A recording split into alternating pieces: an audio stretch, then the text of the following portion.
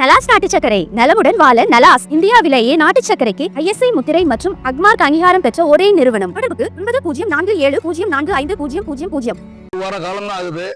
இந்த சூழ்நிலையில ஒவ்வொரு படகுகளும் பல லட்சம் ரூபாய் செலவு செஞ்சு இன்னைக்கு இந்த தடை காலத்துல எதையாவது சம்பாதிச்சு பிள்ளைகளுடைய கல்வி செலவு, குடும்பத்துல உள்ள பிரச்சனைகள், ஓட்டுக்கு செலவு செஞ்சு எடுப்போம்னு சொல்லி பார்த்தா கடலுக்கு போன அனைத்து படகுகள்லயுமே ஒரு நாளும் பல லட்சம் ரூபாய் நஷ்டத்துல திரும்பி வந்துக்கிறது. இந்த நிலையில நேற்று மீன் பிடிக்க போன ஒரு படகையும் 8 மீனவர்களையும் இலங்கை கடற்படை சிறைபிடிச்சிருக்காங்க. நிறைய படகுகள் வலை கயிறுகளை வெட்டி விட்டுட்டு உயிரை காப்பாத்தினா போதும் ஓடினு இருக்காங்க. மத்திய அரசாங்கம் மீனவ பிரச்சனையில ரொம்ப மெத்தன போக்க கையாண்டு இருக்காங்க.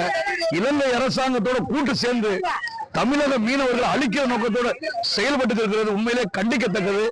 அப்போது மீனவர்கள் ஆண்டு கணக்கில் சிறையில 20க்கும் மேற்பட்ட மீனவர்கள் சிறையில சித்திரவதையை இலங்கையில அனுபவிச்சுட்டு இருக்காங்க.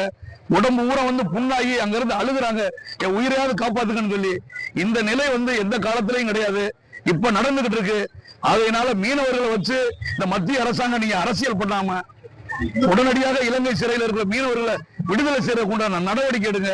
இந்த மீனவர் பிரச்சனைக்கு ஒரு நிரந்தர தீர்வை ஏற்படுத்தி கொடுக்கிற முகமா இலங்கை இந்திய பேச்சுவார்த்தையை உடனடியாக நடத்தி இரு நாட்டு மீனவர்களும் பாதிக்காத அளவுக்கு ஏதாவது நடவடிக்கை எடுங்க அப்படின்னு சொல்றதுதான் மீனவர்களுடைய கோரிக்கை இருக்கு.